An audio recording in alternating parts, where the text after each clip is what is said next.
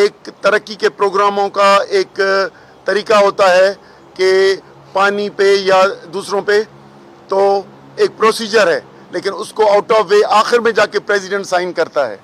लेकिन वो ख़त्म करके ना CCI, ना एक्निक, ना CDWP और सीधा उधर से लेके और ये जो ड्राइंग रूम में बैठ के और कंपनी सरकार अपने प्रोजेक्ट्स बनाते हैं।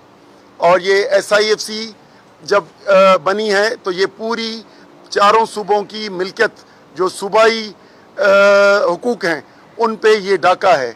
वो मिनरल माइंस हों, ज़मीनें हों, साहिल वसाइल हों, तो ये सेंट्रलाइज करके उन पे फैसला करेंगे। और अब प्रोविंशियल और फेडरल गवर्नमेंट या CCI की अहमियत नहीं रही और 18वीं तरमीम भी मफलूज हो गई जब SIFC बनी। इसलिए इसी वजह से सिंध में पानी का मामला आया है।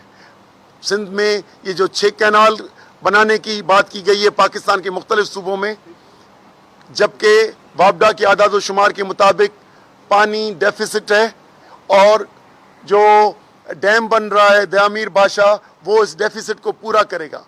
तो अब जब वापडा के आदाद व शुमार 96 MF है तो 117 से ऊपर करके बने ही नहीं हैं, तो कैसे कैनाल बना रहे हैं?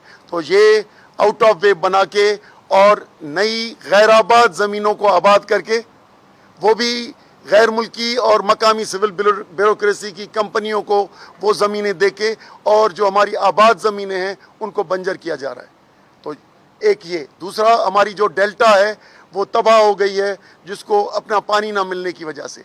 और ये जो फ्लड मिथ बना के और एक स्टोरी बनाई जाती है जो हमारे पूरे इकोसिस्टम को चलाती है, ये जो 2 महीने पानी आता है इसको ज़ाया किया गया है। तो हम ये कहते हैं कि ये SIFC से किए हुए फैसले ग्रीन पाकिस्तान